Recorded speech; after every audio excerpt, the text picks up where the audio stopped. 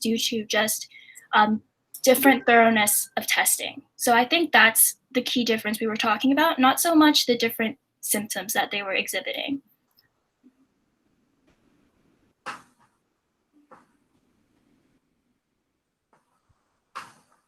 Does anyone else have a comment? Or would everybody agree? Yeah, I think Catherine explained like the main point we were trying to get across in our paper. So do you think that then what your implication would be is that the policy, different sets of variability between counties, so there's variability between how cases are detected, which means the SES factors would be less predictive? Is that your... Yeah, I think that's what we were intending to explain.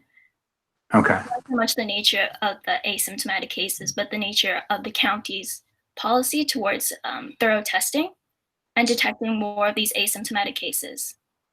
So you believe that if you were able to test everybody, oh, a message just popped up. If you were able to test everybody, you would have similar performance in the classifier? Yeah, I think that's what we believe. Okay, thank you. Okay, so that sounds like a good response. So the next question would be from Donna. Sure. You guys mentioned that you had hoped to continue to work on this project. So I guess my first question is, have you continued to iterate since your submission? Because I know there was a timeline as to when you had to submit your actual kind of paper and your video. So first question is, have you continued to kind of tweak?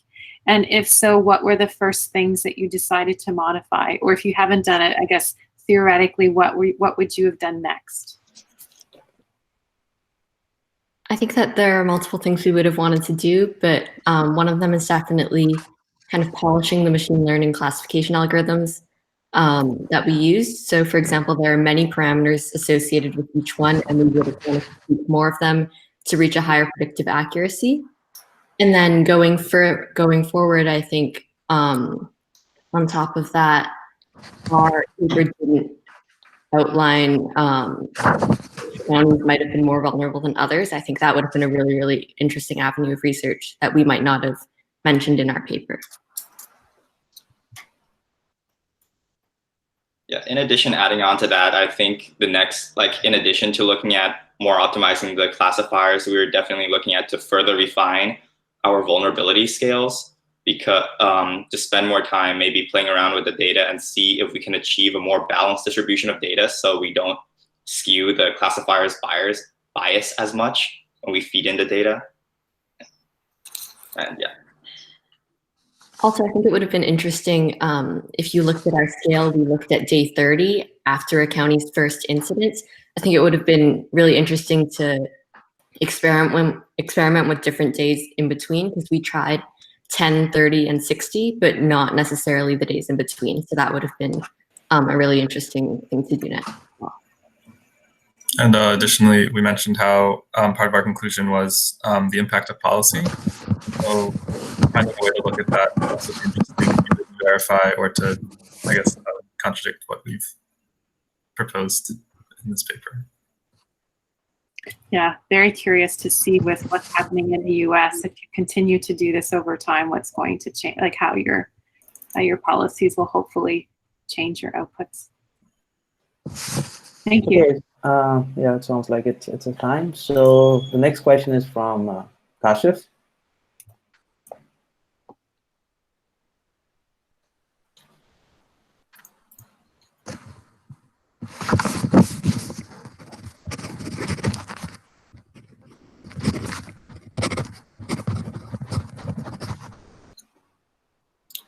Hey, Kashif, are you on board? I don't see him in the meeting right now. Okay, so what we can do is we can just skip his part and we can go back to Christopher, so you can ask the second question. Okay. Oh, sorry. Okay. So given the predictive accuracy of your classifiers and the ones that you highlighted as performing the best, and the findings of your feature selection analysis, what would you say, like, how would you recommend using this approach to create public health policy? You consider your findings be strong enough to actually create policy and or strategies to combat COVID-19 or a future pandemic?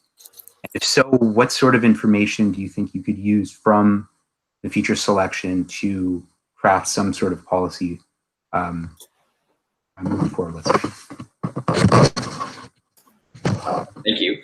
So when we built our model, we had the thing we had in mind was to use this to build the model based on this pandemic and use it for not just for future pandemics, but the time scale in between pandemics to maybe on an annual basis to keep on feeding in county information and see how well counties in the future would hold up socioeconomically against this pandemic, and using this pandemic model to predict how ready it will be for a future pandemic.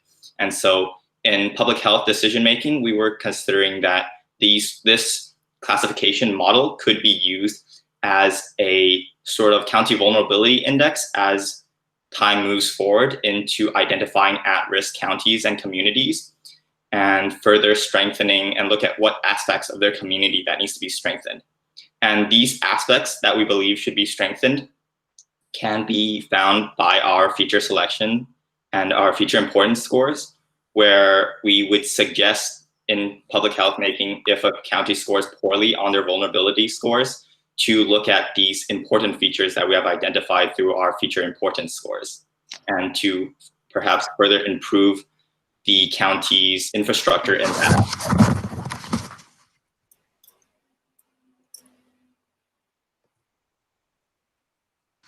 So adding on to that, not only adding on to what Will said, I think that these not only in like a pandemic preparedness like policy type of area, but also more generally, we saw a lot of really interesting features come up. Like we saw, for example, education come up as a feature that was highly correlated, and if further avenues of research were pursued in areas like that, then policies to strengthen. Sorry to interrupt, but I think so that's the time for this question. Thank you. And so the Kashif has joined us again. So Kashif, you can ask your first question. Hey, I'm sorry, I'm having a few connectivity issues here. Can you hear me okay? Mm-hmm. Okay. How did you take into account for any comorbidities that already exist within that public data set? Sorry, could you repeat the question? How did you take into account for any pre-existing comorbidities within your data set, meaning these are predefined conditions that individuals already have, that we're finding that a lot of what's going on with this virus is actually exacerbating that condition. So how did you sort of take that into account? Perhaps I missed it, but that's my question. Right. So I guess you do make a good point. Comorbidity is a very big part in COVID-19 mortality, and a lot of the people who are suffering or like unfortunately dying from the disease have a lot of other disease that are at play. And so we kind of considered it on a very basic level, in which we included a few features that include the percent of the population that smokes, the percent of population that are obese, the percent of population that are physically inactive, and the percent of the population that are vaccinated.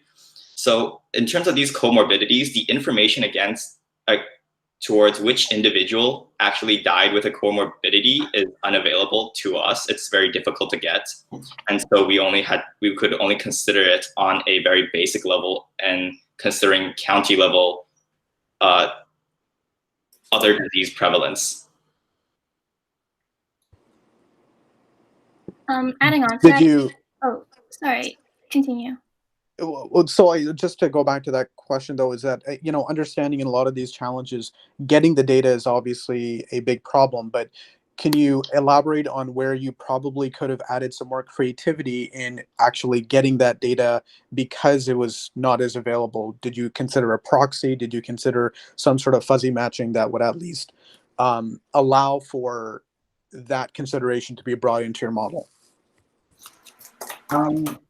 I believe, just thinking on the spot, I believe we could have, when we were considering all vulnerability scales, we could have defined the vulnerability scale differently for percent mortality. I believe there is data on not the exact individuals who died with what, but the percentage of the individuals who are suffering with what.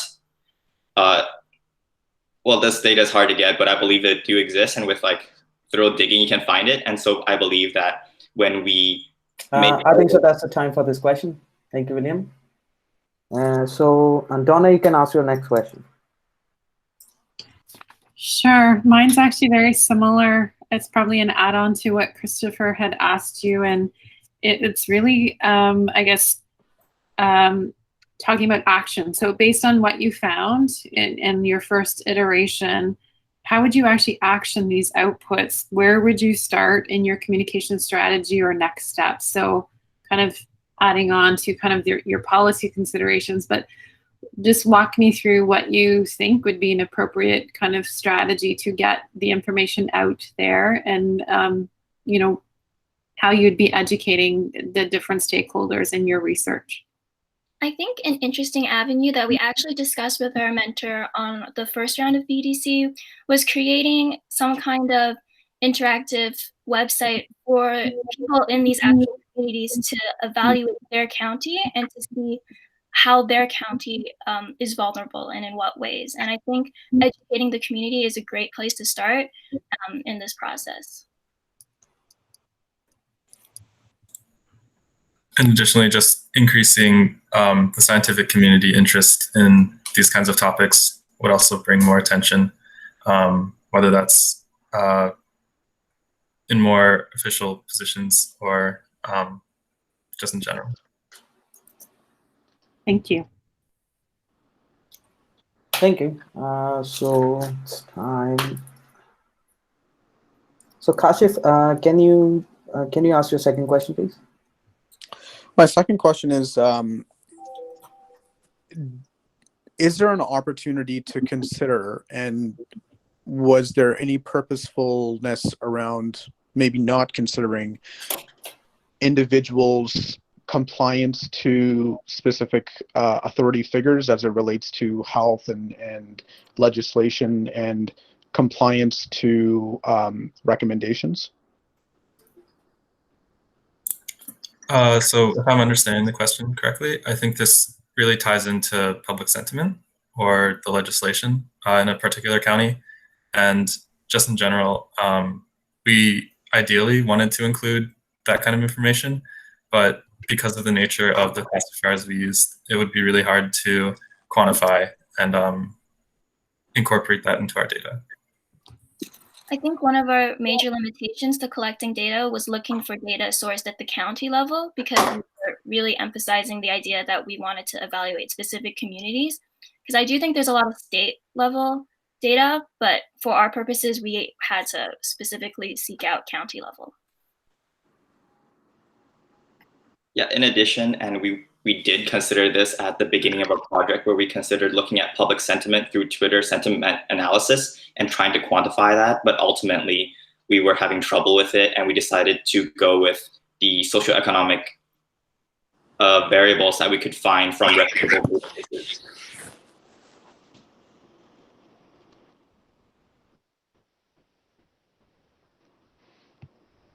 Okay, thank you. Okay, so that sounds like a good response. So, Christopher, can you ask your third question, please? Sure. So I have a question about your use of principal component analysis. It was interesting to see that the PCA findings performed consistently worse than those without PCA.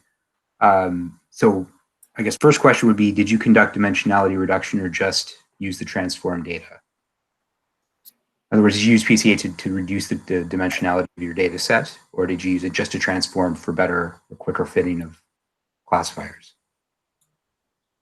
Thank you for your question. So at the beginning, when we were doing our, when we was like pre-finalist submission, we did look at the number of features versus the number of dimensions, I guess in that case, versus the scores. And when we did that, the PCA, that was before we considered the XGBoost classifier. And when we did that with the PCA, we did do a little dimensionality reduction. However, after we found out that after around 40 dimensions, the score just oscillated at around the average score we would get from a classifier if we included all the features. So in hopeful, so we don't cut anything from because dimensionality reduction is essentially just a way for for resource management in a way because if you have limited resources, cut down the number of dimensions that you're using. So since we weren't so tight on the computing resource, we just decided to go with in our final iteration, we decided to use PCA purely as a transformation and a whitening in the case that it helps some classifiers, namely KNN. Okay. And if it had outperformed, would you have still made the similar sort of recommendations based on the classification approaches? Namely, how would you have changed the way you thought about public health policy using a PCA-based classification? Sorry to interrupt, Christopher, but okay. that was enough time. I Okay, think sorry. we're running a little bit late on the schedule as per my expectations. So I will try to keep answers to 1 minute now. So Donna, you can ask your last question. My last question actually has been answered through the dialogue you just went through. So Christopher, if you actually want to ask the policy question, I'm actually quite curious. So I'll totally let him use that question for mine because mine's been taken. For sure. Yeah. So if you remember the question, you can start answering, or you can go over a question again, Christopher. Right. So thank you for your question. I think it was a very interesting question to consider, and we did consider it. So when we were making our final feature importance recommendations based on the non-PCA transform data, the thing, of course, we could tell was that each feature corresponded to each axis corresponded to the original features. And of course, after you do a PCA transform, that's kind of hard to tell which component corresponds to which feature. So if our best performing classifier had used a PCA transform to produce that score, the public health recommendations, of course, would have been more difficult to make. I would say that we could, of course, use the classifier as a general guidance as the county was vulnerable. However, more work must be done to tease out exactly which features or which aspects of the county need improvement. So would you have made a recommendation to only use it to identify counties rather than consider potential public health policy recommendations? Okay, so that's time's up for this question. Okay. Yeah. So yeah. No, it's okay. No worries. So that was all questions from audience, and thank you again, Catherine, Cynthia, William, and Robert for your answers. So now we would move to our second team with May, Joanne, Serena, and Chiki. And their topic is correlation between the use of user image-based social media and eating disorder rates. So before beginning, I just want to check if everybody is on board. Hi, we're all here except one of our team members is lost internet connection, so she's not going to be able to join us. No worries, no worries. So we can begin with the first question from Christopher. Okay. Do you know what team we have? It's the correlation between the use of user image-based social media. Exactly. Okay. Okay, so I'll go quickly because I realize the time goes faster than you think. So my first question is, notice you explored the relationship between social media use and eating disorders, but you did it through age. So why did you do this? And do you think other variables might play a similar role in this relationship? And maybe we should look at other variables as having the same within category, if you will. So I can start. So the reason we chose age was because that was how the data sets that we found were classified. So they were classified by age group.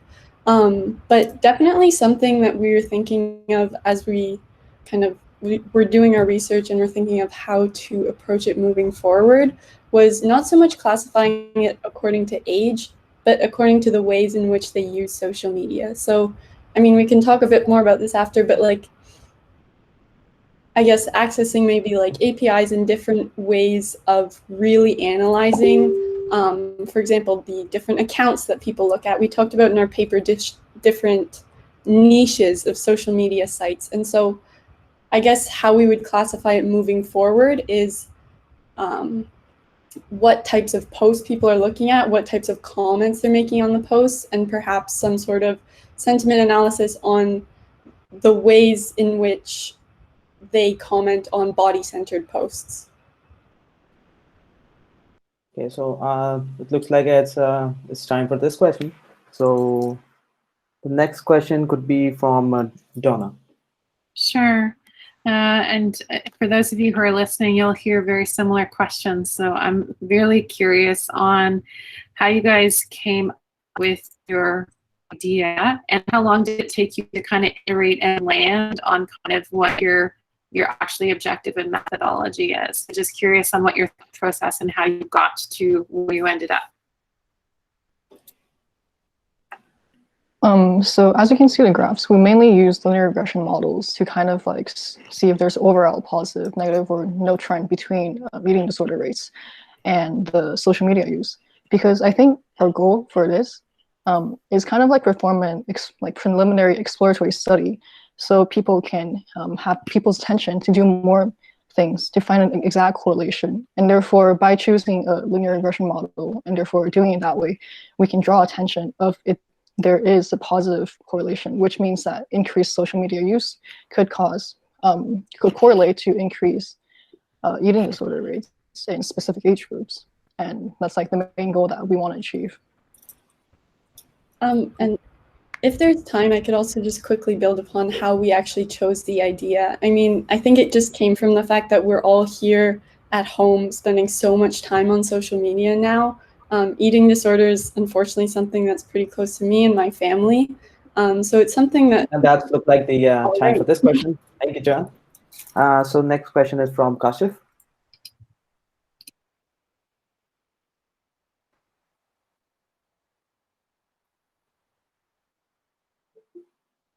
I think so that there's some interruption going with him. So Christopher, you can carry on with your next question. Okay.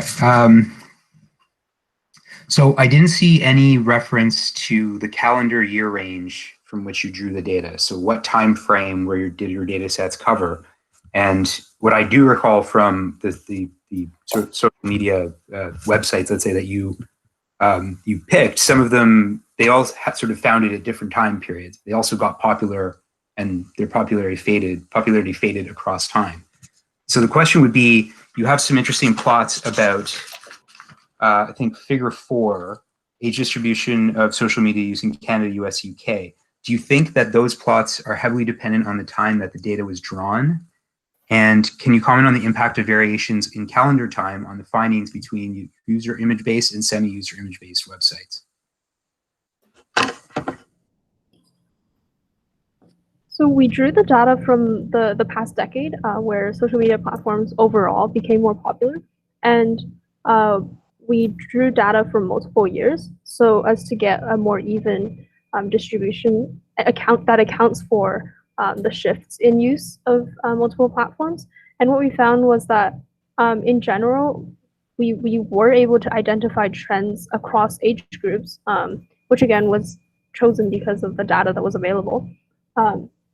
And in the future, if we were to classify based on user patterns, we expect that this attribute that may vary across time will be accounted for. And I guess through time, some potential changes in social media use, as we can see nowadays, like there is some trends that show certain social media is used more. But in general, I think because the younger generation, they're more like prone to look at fast media and fast entertainment. And those are primarily... That's time for this question. Thank you, Yang. Okay. So next question is So that was Christopher, right? Just to keep checking. Okay. Yeah. The next question is from Kashif.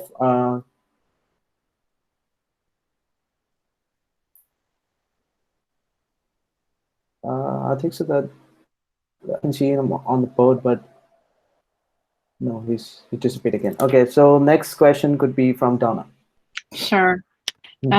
Just really curious, if you had access to additional data, what would it have done to your overall study design? So just curious where you were finding hurdles and how you had to kind of modify. Yeah, so definitely lack of, I guess, detailed data, specifically on the type of activity social media accounts is definitely something that we noticed as we were going through. Moving forward, one of the things that we find really interesting is that like all of these social media sites have APIs in which you can access user data from mostly like public accounts, but we might be able to use some sort of like image recognition to recognize the images that are body-centered that people are looking at, and then use sentiment analysis on the comments that people are making on those photos, and seeing if there's a correlation between that and the eating disorder rate. So as I mentioned, just kind of focusing more on the type of activity that people are doing rather than kind of, as we said, the age group. But I think accessing this data through the social media sites themselves would help to fill out a lot of those gaps that we see in our data right now, and it would actually be able to So that's time, Jonah. Thank you for your answer.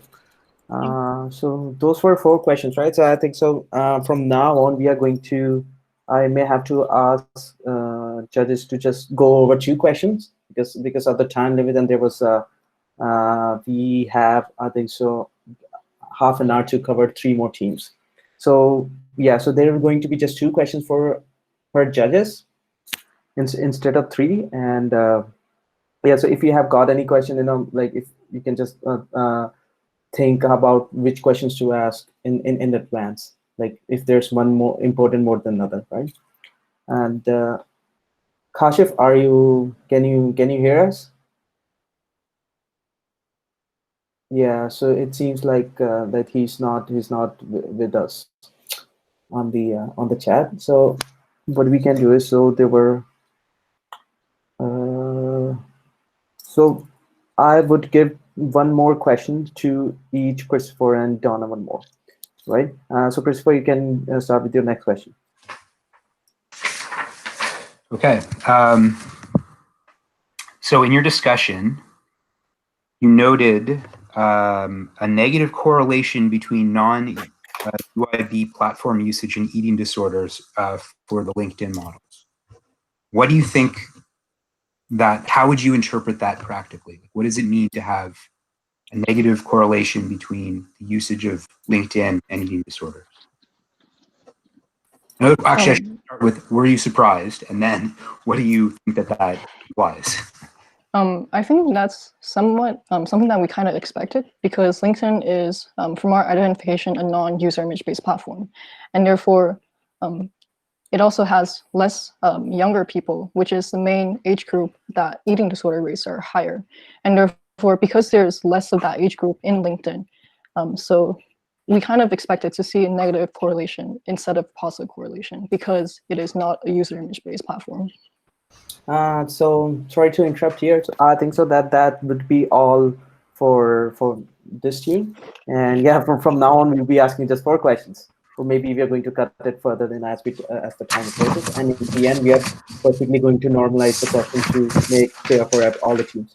So thank you, team 2, for your answer. So now we have team 3 on board for project diabetic prevalence among racial groups and their susceptibility to pandemics mitigating future harm. So can I get a heads up if everybody is here who wants to answer? Yep, we're here. Okay. Sounds good. So Christopher, you can ask your first question. Okay. Hold on. Sorry, just jumping between. Right. Okay. Yeah. So, hi everyone. In your study, you removed a fairly large number of individuals who had unknown race sort of identified in the data. So my first question about that is, what assumption would you have to make about those individuals in order to have this action of removing them from the data not impact your findings? And do you think that this characteristic was met in this study? I think the first assumption that we had to make was that these individuals weren't adding anything different to the data, any like altering the patterns that we see. But another thing was we didn't really, leaving these individuals in gave us anything that we could work with. So our only option was removing them. So that was an assumption to make. Sorry, could you repeat the second part of your question? The second part was, so you just said you made an assumption while removing them. Do you think that your assumption was accurate in this analysis? In other words, do you think that there were violations of your assumption? Just practically, not from an analytic point of view. I would say that the results that we got, I found that were expected. There wasn't anything that we found kind of extreme. So I would say that assumptions were probably met practically, but again, for anything concrete, there would have to be further analysis. So thank you, Shiv, for your time. So it's the next question from Donna. Sure. So similar to what I asked the last group, I'm really curious to how you landed on your idea and how much iteration and tweaking that you needed to go through to kind of land on what your actual project was about. So walk me through what that looks like. I can take that. Oh. Go ahead. So for kind of our study, we kind of just wanted to like identify like a group of people that was like at an especially high risk during this pandemic. We wanted to focus on the US just because of how extreme the situation there has gotten. And so we started looking at different things that could possibly be like comorbidities. And we started looking at diabetes because we knew that one, it was it's already like a big problem in the United States. And we did find some early data from China that had suggested that diabetes was a significant kind of comorbidity. Diabetes and cardiovascular disease were kind of like the biggest comorbidities to COVID-19 deaths. So we decided to investigate COVID-19 with like diabetes further. So that's time for this question. Thank you, Michael. So next question is from Christopher.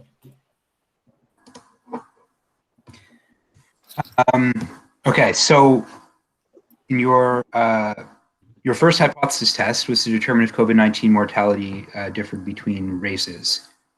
And you note that the overall and Hispanic results were non-significant, while the African-American white tests were significant. Based on your lit review and your hypothesized relationships discussed in the introduction, was this surprising? And do you think there is a specific or a characteristic that may have induced this finding spuriously? So I think the first thing was just from my previous knowledge, I knew that as population grows, usually mortality decreases. But with COVID being viral and spreading with population density, it was surprising but also expected that there would be positive correlations. I did find the fact that the correlation for Hispanic groups was insignificant kind of surprising, but also looking at the fact that they had, I think it was 36 or 32 observations that were missing.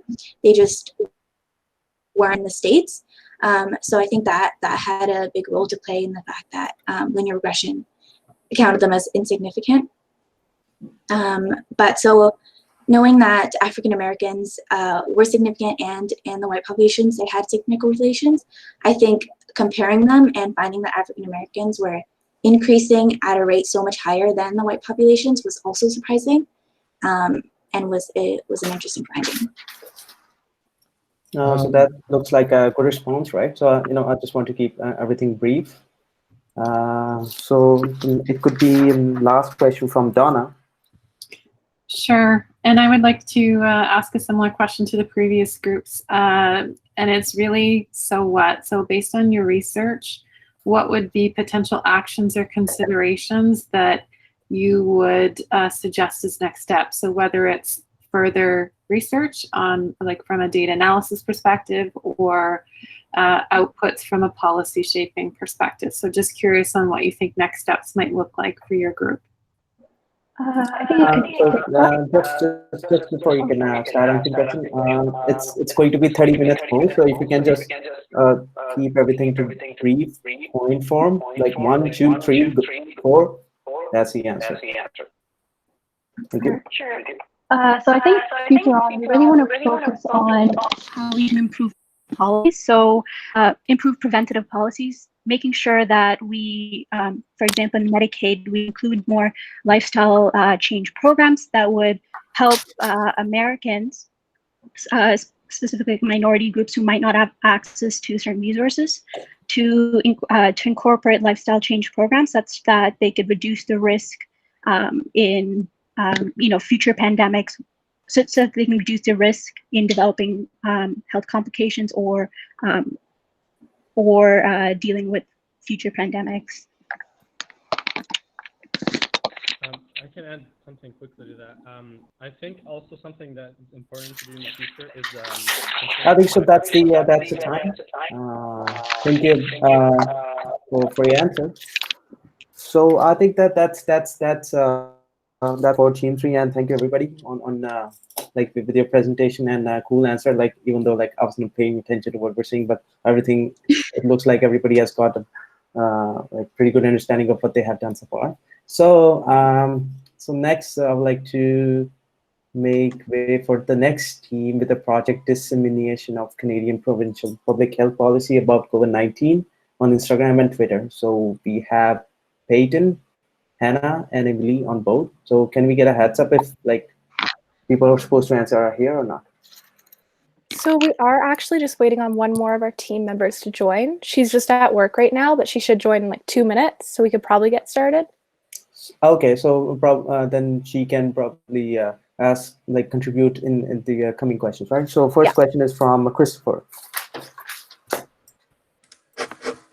30 seconds answered. Yeah. Everyone. Okay, so right in the description of your methodology, you described Twitter and Facebook posts as identical, and that because both platforms are text-based rather than photo-based. And you went on to say that you only looked at Twitter and Instagram because of this. So my question is, you mainly focused at the posting, or focused it on the posting, excuse me, of the provincial governments. Did you compare commentary from the user bases to say that Facebook was similar to Twitter? So to compare between Twitter and Facebook, we kind of looked at the general posts of what they were posting, and we found that the governments were posting like almost the exact same thing on each platform. And I know for Twitter, we did look at the comments further, but we also decided to not go. We decided not to analyze Facebook, mainly due to there was no analytical software available to actually do a large-scale quantitative analysis on it. Thank you, Peyton, for your answer. So that's 30 seconds. So Donna, you can ask your second question. Yeah, mine was along a similar vein, just given that the largest percentage of users in Canada are tied to Facebook accounts versus the other two. Just curious into your thought process, or like what you explored to see if there was other ways or indirect surrogates you could get at that data, just given that that was the majority of where people were utilizing social media. So just your thoughts on that perspective. Yeah, I can answer this one. So we did initially look at Facebook because we did notice that it was the majority of users. But what we found is Facebook has a lot of privacy laws that limit external bodies from actually looking at stats for people's posts that aren't your own. So because of the lack of like friendly software and the ability to actually do large data like collection, we were limited in what we could do. What we noticed though was that the posts on Twitter were identical to what we saw on Facebook. So for our like content and thematic analysis, we were seeing similar things. The one thing that we were missing, like responses to the posts, like certain comments that were specifically from Facebook, which unfortunately we couldn't grab, but we were able to do that with Twitter because there was a friendly software and the posts were quite similar. So we thought that it would be like similar types of responses to the posts as well.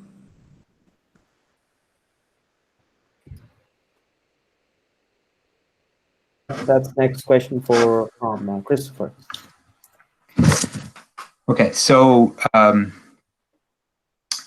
yeah, so you noted that your first analysis, I should say, you compared new cases per week to number of posts per week within province in the Instagram findings.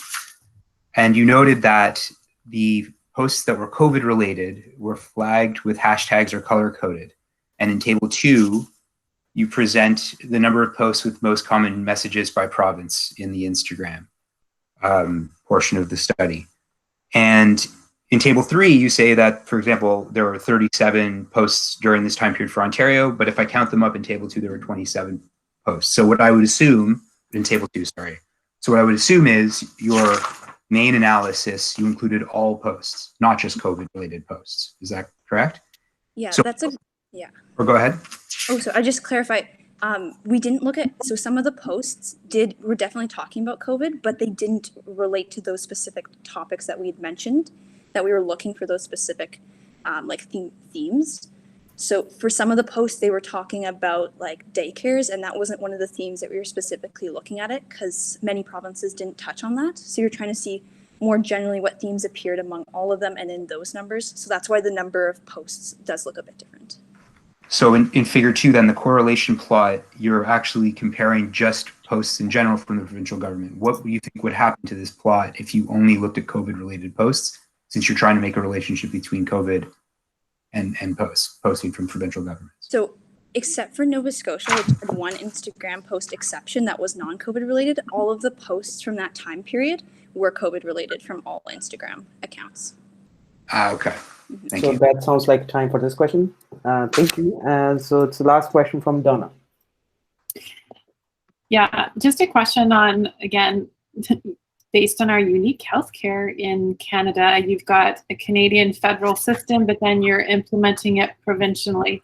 So I'm just curious if there was any thought process of trying to factor in or consider the posts that were happening at the federal level and what that interplay is for the provincial postings and if that had an effect or not. So just curious on that perspective. That's a great question. I know for Twitter, looking at a lot of the provincial posts, a lot of their most popular and most liked posts were actually retweets from the federal level. So from federal posts, we were able to kind of factor that in, but it's definitely something that we would love to look at further. Just as a follow-up to that as well, after our study concluded, we did look a little bit more at some of the federal government's usage of social media, just as like out of curiosity, because originally we were limited by time. And we did notice that the federal government is approaching social media in a very different format than provincial governments because of the different policy attributes to their role in delivering healthcare. I think so. That's the time for this question, and so that's wrap up with our the current team. And yeah, so we have got, I think so that have speeded things way more, but like we have got like it's 10:30, right? And the next presentation is on 2, I suppose. So we got like as of now, I think so we'll be cutting down all the most of the like we are going to just look at the 4 questions from each team, like even though the earlier teams had opportunity to answer more of the question with a little bit more time. So like just don't worry, we'll be normalizing everything at the end. Yes, and I think so we'd be wrapping up it like before like we have still 1 team to left. However, I think we would be done by, let's say, 15 more minutes from now. And with the time given, I think so I can give like a little bit time for all the teams to just ask free questions from the judges, or if judges has any comments from any teams, just feel free to do so, right? So okay, so this is the time for our final team on this in this room. So their project is the dynamic interdependency among macroeconomic and physical health variables and their effects on suicide rates in the US. And the team members are Ruyan, Gia, Mohammed, and Francisco. So is everybody here? Yes, everyone's here. Okay, that sounds good. So Christopher, you can start with your first question. Okay, hi everyone. So my first question is, I noticed that your sort of GLMM, like the logistic model, let's say, was based on statistics taken from the US Bureau of Labor, which had complete unemployment, and then your sort of time series approach was done only on the insured unemployment, and you made a nice discussion about this. So my question is, how do you think, just from an intuitive point of view, based on your study, based on your findings, how do you think the uninsured group would impact your forecasting? That plot specifically looking at how your 26-week prediction about how the unemployment rates might look under two scenarios. Since that's only based on insured data and your logistic findings sort of demonstrate that relationship based on the total unemployment, how do you think that relationship would be impacted under both scenarios? Well, our key assumption for using insured unemployment rate as a proxy for unemployment rate is that the proxy is monotonically increasing in the proxy variable, which is unemployment rate. So given that this condition holds, then our estimate shouldn't be, biased. So that answers your question. And so further steps can be taken to verify if this assumption actually holds. And so in the case where, for example, at a certain time period, where the proportion of uninsured employment of the total unemployed group is changing, then we would then the estimates would be affected. So we would have to. So that sounds like a time for this question. Thanks, Gia, for your answer. So next question is from Donna. Sure. So I know access to data is a common theme because you guys are working from, again, publicly available data. But if you had access to additional data, what would you have done differently, or how would you have structured your design in a different way? So just curious on your thoughts, just based on the limitations that you found. Right. First of all, if we had complete data would be defined by time series by each of the 4 races and genders. And of course, we would include in our VAR model, vector autoregressive model, all of the series, and so that we can make direct predictions on suicide rates instead of making predictions on unemployment rate and short unemployment rate, and then saying, because we're previously shown that there's a time invariant effect of unemployment on suicide, instead of making that link, we can make direct predictions. And possibly we could also add the state dimension as well, because there could be heterogeneity by state as well. Yeah. Plus, we'd be able to use actual data So on the that's prevalence. the time for this question. Thanks, Fran. Thanks, Gia. So next question is from Christopher. Okay.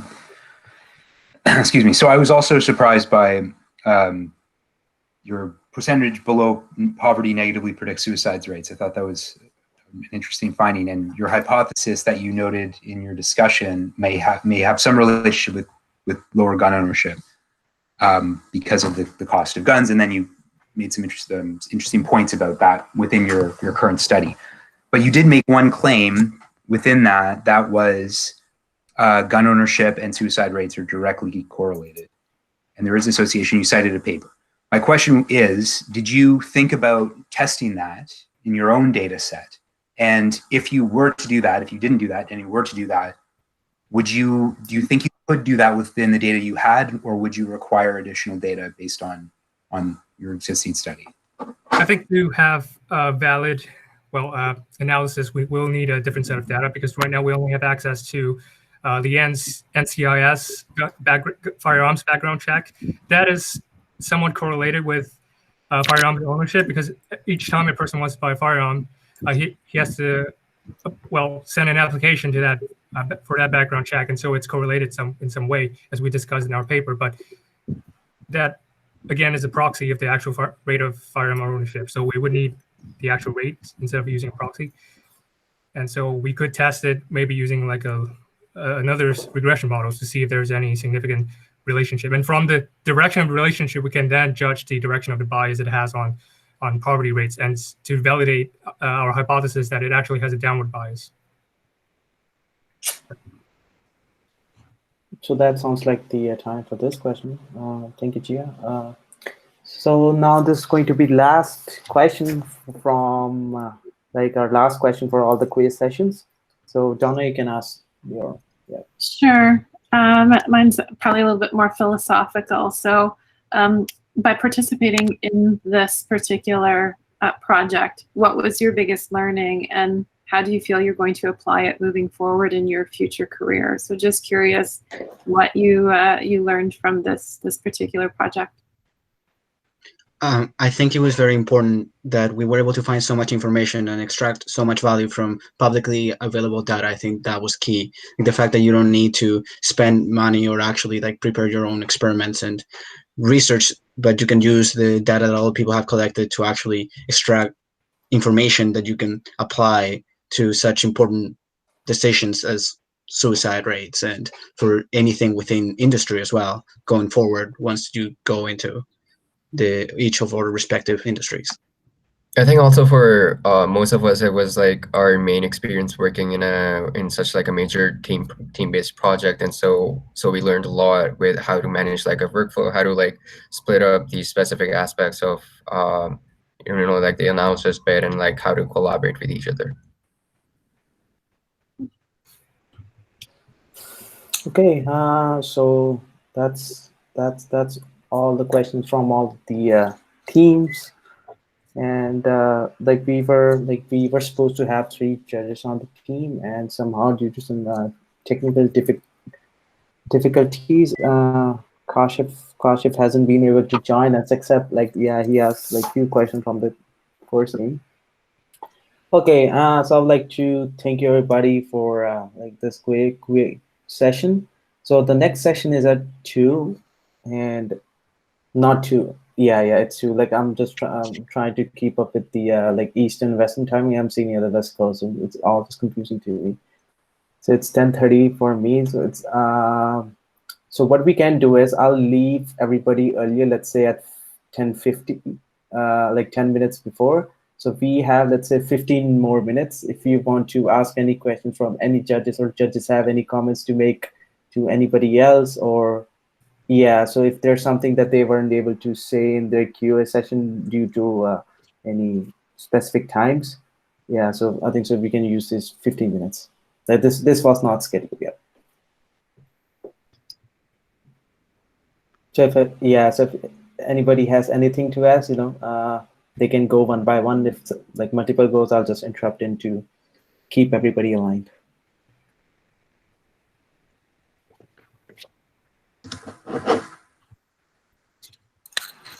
I suppose I could ask one more question to the current, because I did have 3. Okay. So this is really not technical, more of an opinion. I noticed you focused a lot on legislative action, which I think is, a nice way to tie the study up. But legislation often takes a lot of time to develop, implement, pass, especially through our current system.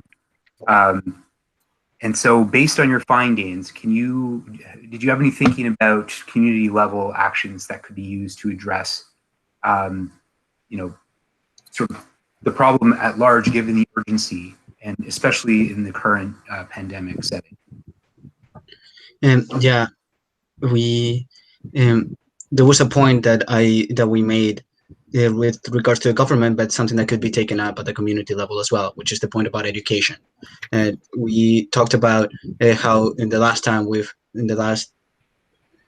couple of years, we've been focusing on trying to destigmatize suicide, which is very important. But there's also a part that we've been ignoring, which is how we deal with some of the misconceptions that are out there. And we found a lot of research supporting the idea that people tended to dismiss mental health and think that it was something that could just be cured over time without any sort of treatment or without any support.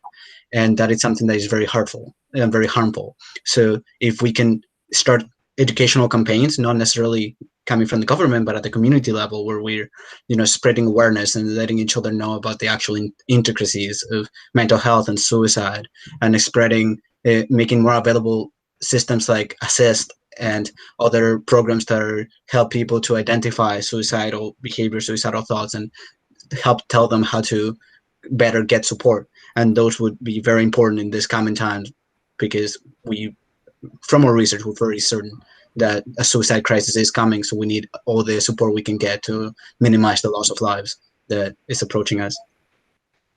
And yeah. And of course, we can also encourage social cohesion. So to improve detection of possible suicide tendencies on the neighborhood level or on the town or city level. Yep. So this can be also done through education as well. Yep. But the actual mechanism will take place on a community level. Yeah. Plus, I would like to point out that, yes, government is very slow, but in the face of crisis, it speeds up. We did have something like Bill HR 266 that was passed within weeks, 6 weeks of the crisis hitting the US, and similar bills so could be I expected. think that was enough for the answer, right? So I just want to ensure that if anybody else wants to, from any teams wants to ask any questions, or vice versa from any judges. Yeah, if we have time, I wouldn't mind going back to, I think, the previous group around the social media around health policy. So if they're still on the line, yeah, perfect. I can see them pop up, so it's good. So I'm just really curious on whether or not you guys thought about doing it a comparative against different countries. And what I'm getting at is just the Canadian culture and follow the rules versus maybe other countries who have perhaps a different perspective on their government. So just curious if you thought about doing country comparisons versus within Canada. That had actually been our original plan, was to look at posts comparing different countries and their policies around COVID. But then again, Instagram and Facebook have just so many limitations to them that you can't pinpoint exactly the posts that are coming from personal accounts. We could have looked at government accounts from different countries, but then again, it's difficult because Canada does regulate healthcare at a provincial level, whereas in other countries it's regulated at a federal level. So it is a bit like comparing apples and oranges. So we decided it might be more interesting to look specifically at Canada because there was such differences in COVID cases among different provinces. Perfect. Thank you.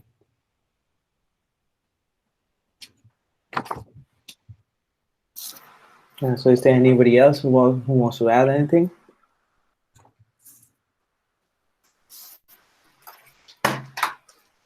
I was wondering from the judges if they saw any sort of theme across all the works that they looked over, if anything that was consistently being missed or anything that could consistently be improved, basically as an undergraduate team making this sort of paper, if there's anything we could improve on as a team. I can quickly go and then I'll defer to Christopher. I'll be honest, when I think back of who I was in my undergrad and what I was doing versus what you guys are doing, it kind of makes me feel very inferior. So hats off to all of you. I think you guys clearly have done a lot of probably above and beyond of what's considered your traditional undergrad work. So clearly it's something that you guys are passionate about. I love the fact that you guys were very conscientious and picked up on very kind of time-sensitive things. So there's clearly a lot of interest in the COVID piece and different nuances to that. So I thought, drawing on what the original topic was and how you truly reflected what was in the current state, I thought was quite good. It was showing quite good agility. So I'll pass to Christopher. So I completely agree about the first comment that Donna made. When I was doing my undergrad, we were not even close to this level of analysis. So I also everybody. But yeah, I think one to add, I agree with all of her comments actually, but to add, it's really interesting to see the ability to capture sort of freely available data sources within a quick time period. I think that's something that a lot of people, especially in my field, and we struggle with that access to data. So taking what you were able to find and maximizing what you can pull out of it for your analytic purposes is a very tricky thing to do. And everybody did a great job. One point that I sort of asked consistently about is that we see a lot of in health data is sort of missingness of data, proxies, the use of algorithms to identify events, things like this. And that adds some uncertainty to the analyses. And I think most of the papers I read commented directly on that. So that's something that's great to see and something to keep in mind as you go forward into other analytic problems. You'll see a lot of these types of things, but check those assumptions and really think hard about what does that missing data mean, or what do those proxies mean to the overall analysis that you're considering. But thanks everyone. It was really enjoyable to read everybody's works. Thank you both. So yeah, that was a nice conversation. And so what I see is that like almost all the teams have answered like at least 5 questions, except the third team, which is doing the diabetic prevalence among racial groups and their susceptibility to pandemics. So are there any team members on board? Yeah, because I would like to give you an opportunity to answer one more question, if you want to. Yeah, we're here. Is it fine with you? Yeah, for sure. Yes.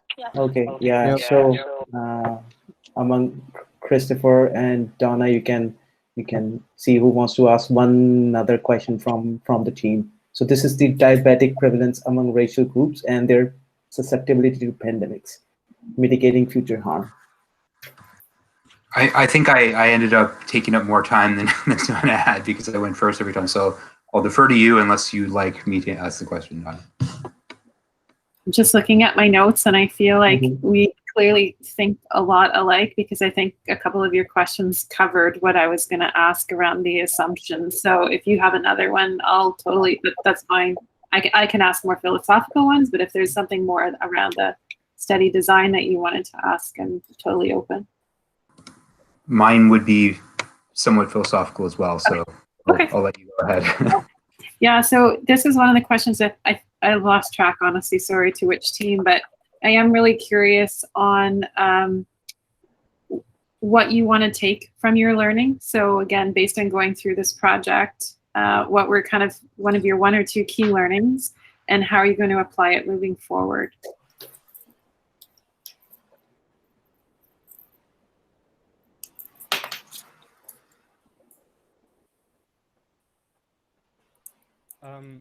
Okay, I can take this one quickly. I think one of the things I personally learned is it's just opened my eye on how important data analysis is in shaping policies for governments and even like for business and stuff like that. So it opened up my eye to the importance of exploring this field a little more, like learning more about the tools. Like definitely this competition was a great start, like learning some of the tools such as R, Python, machine learning, but I feel like it made me want to like explore it even more and spend my time this summer learning more and more about these things, because it seems like a very interesting field and has a lot of use and potential nowadays. If I can add to that, specific to this study, I think one of the things that I realized as we concluded the study was how we should really not just focus on governmental intervention, but also how we can incorporate industries to help better the American citizens or even Canadian citizens, just because sometimes it might not be enough within the governmental power or governmental resources to incorporate such large changes. And industries have a lot more money and a lot more resources that they could help fund some of these Medicaid and NDPP programs. Maybe the last question: How did you guys connect? Did you guys go to school together? Like, just curious again, because it's very much a team-based approach. So, how did you guys come together to kind of put your forward for this particular project? I actually had the opportunity to do this project last year, and I wanted to do it again. So I connected with Abdullah, and then Abdullah connected with Shu, and then I was able to connect with Michael. But we all go to the same school, so got it. Yeah.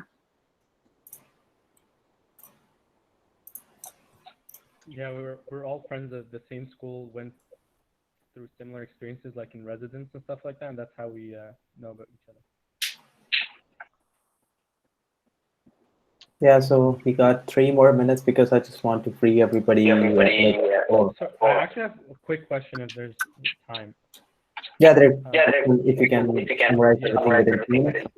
Yeah. So, like in our paper, we discussed like looked at the NDPP, like National Diabetes Prevention Program, and extending it in the States.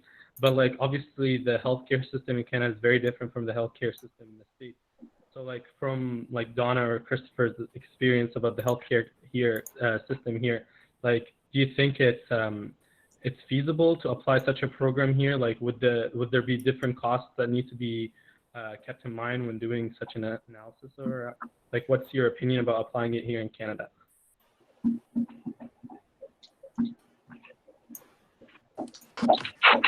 So I can start, but my understanding of the financing of healthcare is not my area, but we do have a provincially legislated and funded healthcare system. And because of that, there are some major discrepancies between the way the provinces assign funding to a variety of projects. However, this may be something that could be implemented at the federal level, but all of these things require lots and lots of people agreeing on processes. So I think it would be very difficult to say how that would look in the Canadian landscape. I know it's a bad answer, but I've learned in my short time in government that you always think something would be going one way and it ends up taking a sharp turn somewhere else, and it's that kind of system that we work in. Yeah, no, certainly echo what Christopher has said. There I don't want to say disparity, but there's differences, and again, because it's provincially implemented versus like it's federally managed but provincially implemented, so it's a very different structure. And then you've also got public versus private payers, so there's different processes of how particular projects or programs can be implemented and how that works. So it's complex, but it also potentially provides opportunities. So totally echo the hesitation around whether or not it could be implemented. I think the challenge, which is not unique to Canada, this is across the globe right now, there's a finite amount of dollars that can be put towards healthcare versus all the other things that governments have to manage. And then it's trying to prioritize within a healthcare system spend.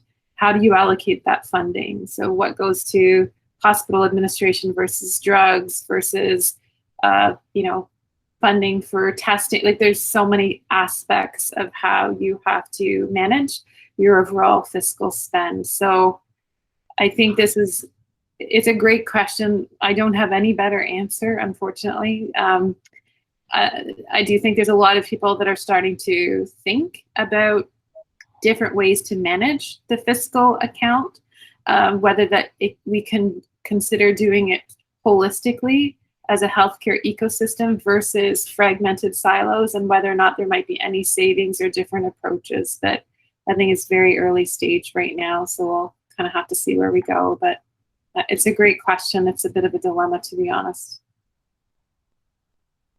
That's okay. Thank you very much. That was good insights. I appreciate it. Thanks, both of you.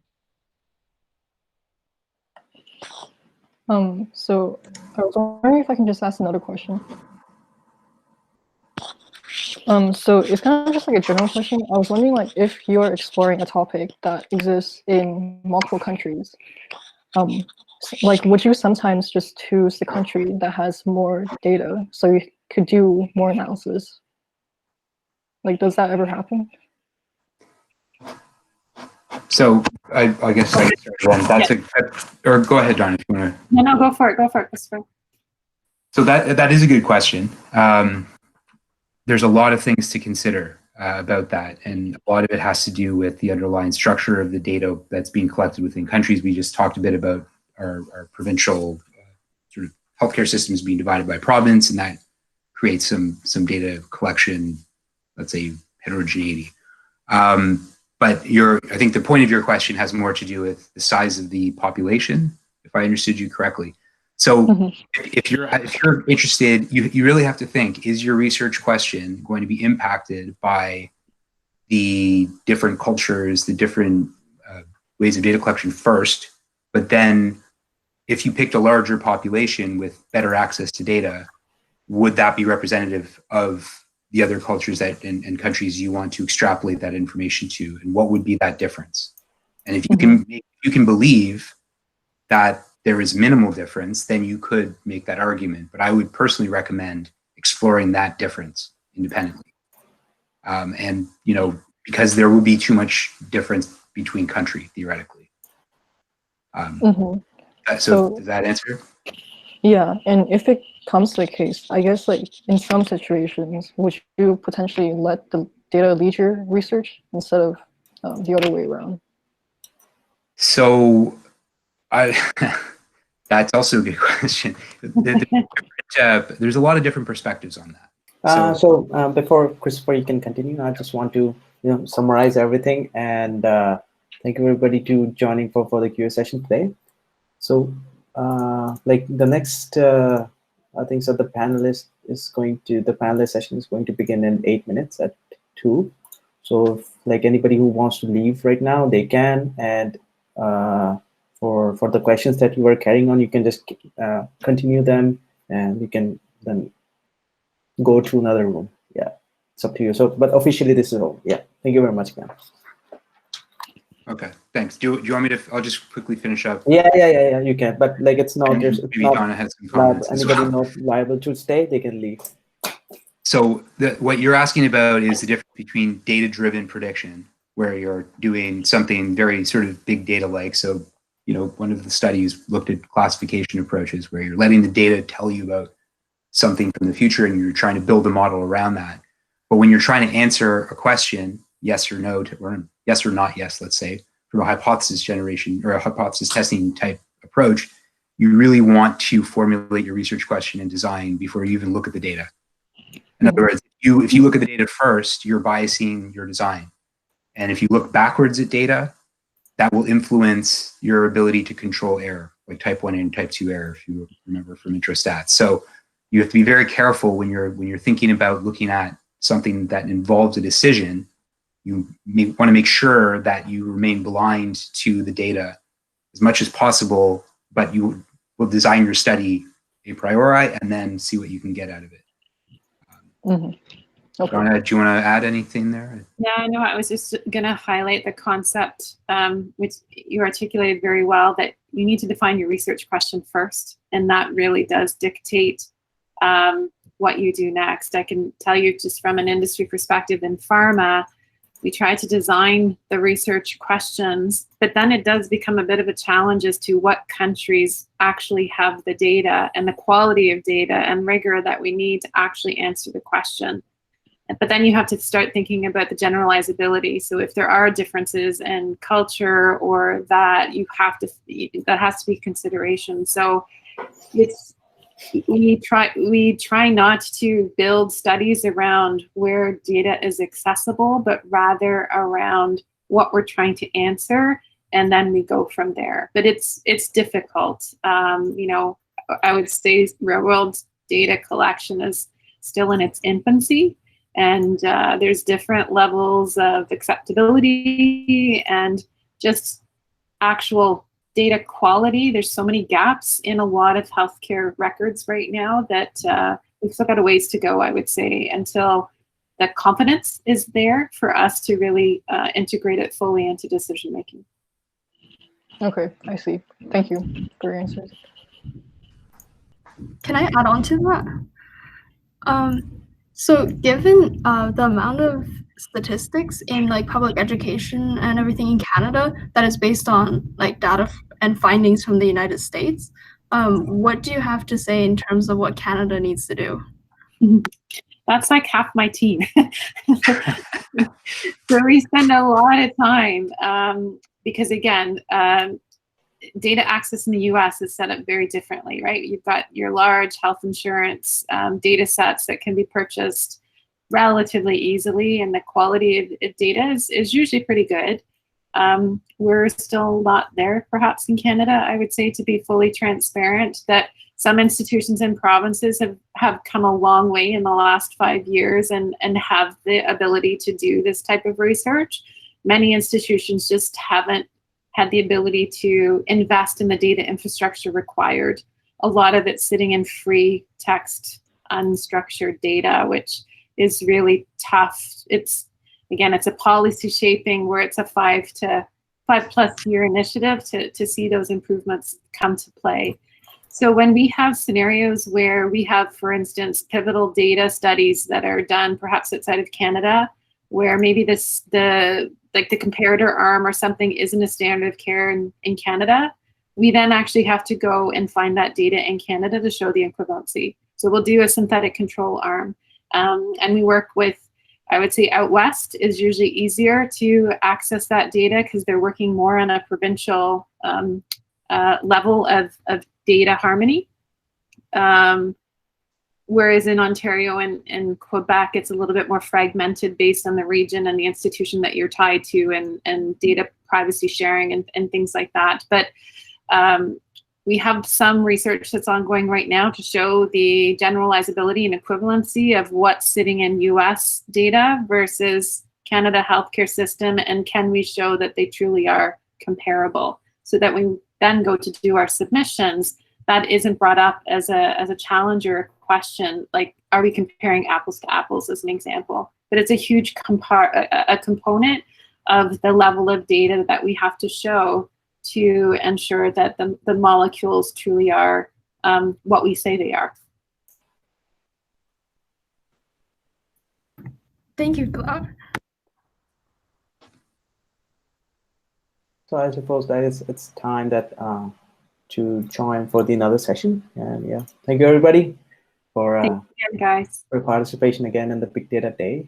And yeah, probably this year was exception because of the COVID, everything was online. Like otherwise, I think that I haven't been to any like the physical, those physical places that you have to go. I think so too happens for each Big Data Day. One is on the Calgary, one is on the Toronto.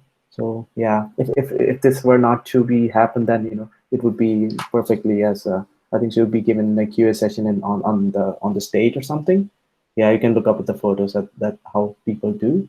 But you're most welcome to join for like the later big data challenges if you remain in the school. I don't know, but we can still join if you're pretty interested in joining. You can consider like looking up the different positions on STEM fellowship, and you can stay with the organization for much longer than the competition needs. Yeah, thank you everybody. Thank you. Take care.